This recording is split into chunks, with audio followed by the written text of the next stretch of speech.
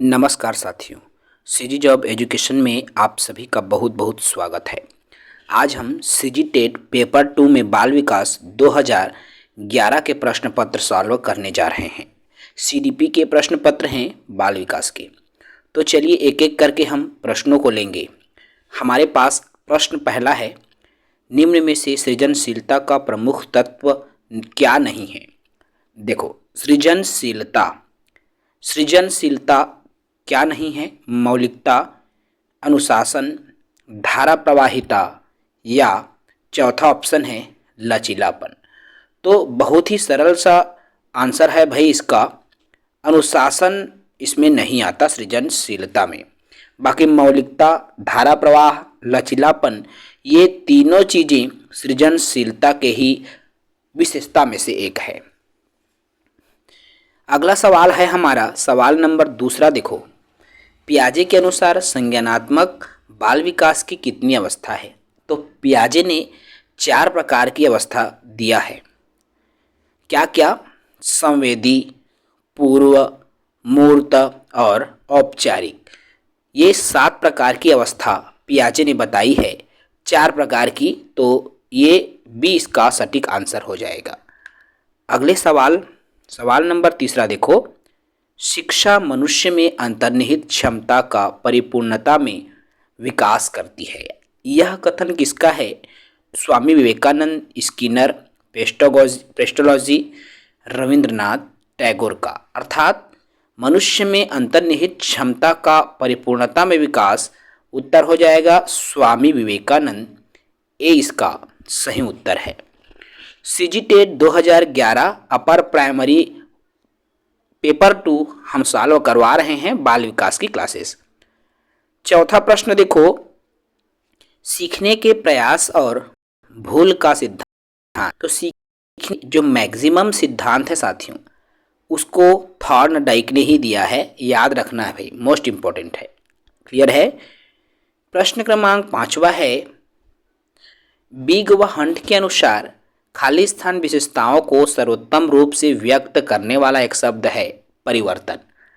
अब परिवर्तन शारीरिक, मानसिक और मनोवैज्ञानिक होता है, अर्थात तीनों हमको इस परिवर्तन में देखने को मिलता है। तो यह परिवर्तन किसमें? शैशवावस्था में, बाल्यावस्था, किशोरावस्था। तो किशोरावस्था में हमको ये चेंजेस देखने को मिलता है। सवाल नंबर 6वां देखो, एक बालक जिसकी बुद्धि लब्धि 150 है उसे वर्गीकृत किया जाएगा। 105 है, सॉरी। तो 105 जिनकी बुद्धि लब्धि है उनको किस बुद्धि में रखा जाता है साथियों? श्रेष्ठ बुद्धि, सामान्य से अधिक, सामान्य बुद्धि या मन बुद्धि। सरल सा प्रश्न है। सामान्य से अधिक जिनकी बुद्धि लब्धि है उनको 105 से ऊपर की श्रेणी में रखा जाता है। आगे हम बात करते हैं, 7वां प्रश्न है, लॉरेंज कोहल वर्ग विकास के क्षेत्र में शोध। कौन से विकास में? तो संज्ञानात्मक विकास का सिद्धांत जीन पियाजे ने दिया था। ठीक है, जीन पियाजे ने दिया है। तो लॉरेंज कोहल वर्ग का नैतिकता सिद्धांत अर्थात नैतिक सिद्धांत, इसका सही उत्तर हो जाएगा सी। ठीक है, सी इसका सही उत्तर हो जाएगा। आगे बात करते हैं। देखो भाई, अगला सवाल है हमारा सवाल नंबर 8वां। एक बच्ची जो उसके पिता चहलकदमी करा रहे हैं, बच्ची जानती है, अर्थात उसको घुमा रहे हैं ना अपनी बच्ची को, एक पिता। बच्ची जानती है कि चिड़िया जैसी चीज़ें होती है, परंतु उसने कभी पतंग को नहीं देखा। तो चिड़िया को तो उसने देखा था, वो जानती है कि चिड़िया उड़ती है आकाश में लेकिन पतंग को नहीं देखी थी। अब पतंग को देखकर उसने कहा कि चिड़िया को तो देखो, अर्थात पतंग को उन्होंने चिड़िया बताया। तब उनके पिता ने कहा कि यह एक पतंग है। यह उदाहरण दिखाता है सम्मिलन, समायोजन, संरक्षण या वस्तु का प्रदर्शन। तो सटीक सा आंसर है सम्मिलन, अर्थात पहले वो जानता था, उसमें और मिलाया गया, कुछ और नया ज्ञान उसमें जोड़ा गया, वो सम्मिलन है। ठीक है भाई। सवाल नंबर 9वां देखो, समाजार्थिक मुद्दों से जूझ रहे उन बच्चों को जिनकी प्रतिभा प्रभावित हो सकती है सहायता करता है। स्व अधिगम मॉडल में विभेदित निर्देश में, पाठ्यचर्या के विस्तार में या संज्ञानात्मक वर्गीकरण में। अर्थात सामाजिक और आर्थिक मुद्दों से जूझ रहे बच्चों को जिनकी प्रतिभा प्रभावित हो सकती है सहायता करता है। तो इन चारों में से किस में सहायता करेगा भाई? उत्तर हो जाएगा स्व अधिगम मॉडल में। अगले सवाल की तरफ बढ़ते हैं। सवाल नंबर 10वां देखो, एक कक्षा में वैयक्तिक भिन्नताओं के क्षेत्र हो सकते हैं। जो वैयक्तिक भिन्नता है उनके अनेकों क्षेत्र हो सकते हैं। तो क्या क्या क्षेत्र हो सकते हैं?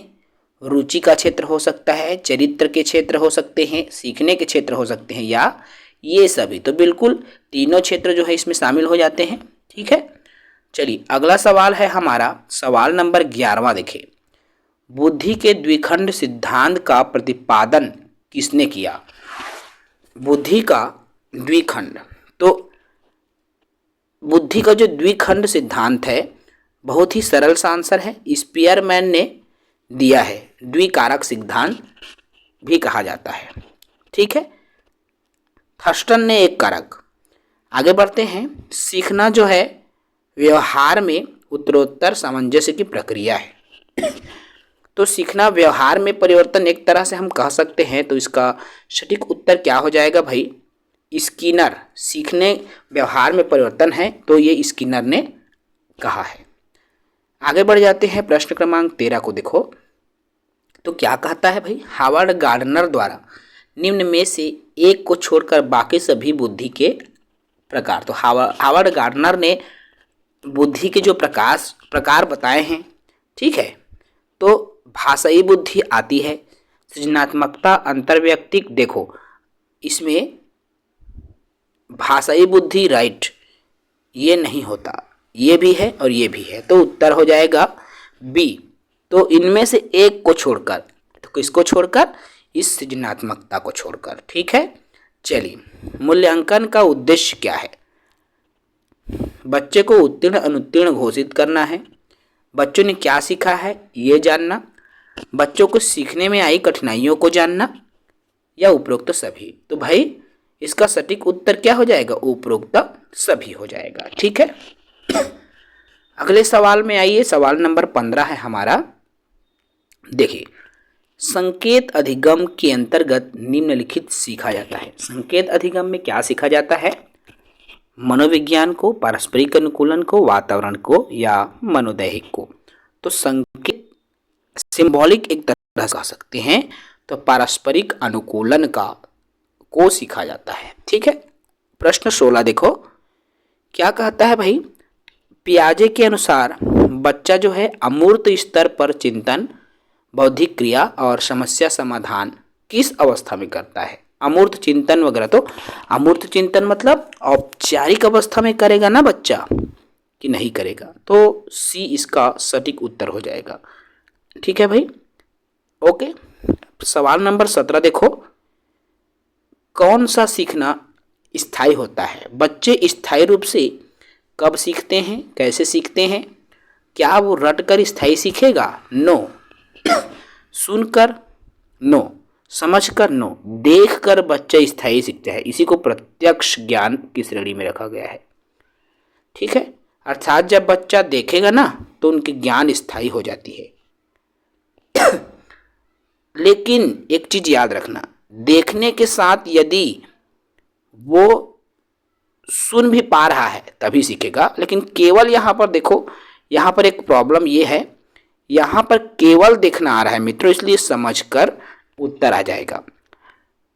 ठीक है, ये नहीं होगा, समझ कर आ जाएगा, क्योंकि केवल देखना है। चलिए प्रश्न क्रमांक 18 देखिए, एक 13 वर्षीय बालक बात बात में अपने बड़ों से झगड़ा करने लगता है और हमेशा स्वयं को सही साबित करने की कोशिश करता है।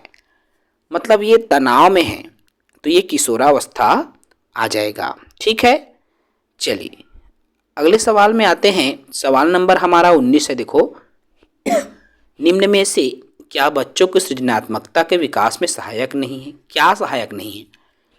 खेल से बच्चों का सृजनात्मक विकास होगा, भाषण से, कहानी लेखन से, या निर्माण संबंधी क्रिया से? बताइए भाई, 4 ऑप्शन आ रहा है। उत्तर हो जाएगा भाषण से उनमें जो है सृजनात्मकता विकसित नहीं होंगी, बाकी सभी से सृजनात्मकता का विकास होगा। आगे बढ़ चलते हैं। आगे देखिए प्रश्न क्रमांक 20, सीखने का क्लासिकल कंडीशनिंग सिद्धांत प्रतिपादित किया है। तो क्लासिकल कंडीशनिंग का सिद्धांत बहुत ही सरल है भाई, बहुत ही सरल है। इसका हो जाएगा पावलोव के क्लासिकल कंडीशनिंग का सिद्धांत। ठीक है, याद रखना, मोस्ट इंपॉर्टेंट है, कभी कभी एग्जाम में आए हैं और ये तो 2011 में ऑलरेडी आए हुए क्वेश्चन है भाई, है ना। जन्म के समय लगी चोट या भ्रूण क्षति की वजह से आई मानसिक मंदता। जन्म में तो जैविक मंदता, पारिवारिक आकस्मिक चिकित्सा मंदता। सरल है, जन्म से आया है तो वो जैविक मंदता की श्रेणी में आता है। प्रश्न 22 देखो, क्या कहता है, निम्न में से कौन सा विशिष्ट अधिगम विकलांगता का उदाहरण है। ऐसे विशिष्ट अधिगम को बताना है जो कि विकलांगता को बताता है। तो मानसिक मंदता, dyslexia, attention deficit, hyper disorder या ऑटिज्म। तो भाई क्या हो सकता है, डिस्लेक्सिया, क्या यही है? ये विशिष्ट अधिगम सीखने से संबंधित, तो यही है भाई, सीखने से संबंधित में डिस्लेक्सिया, है ना। चलिए क्वेश्चन नंबर 23 देखो, सीखने में फ्रॉबेल का योगदान शिक्षा के क्षेत्र में।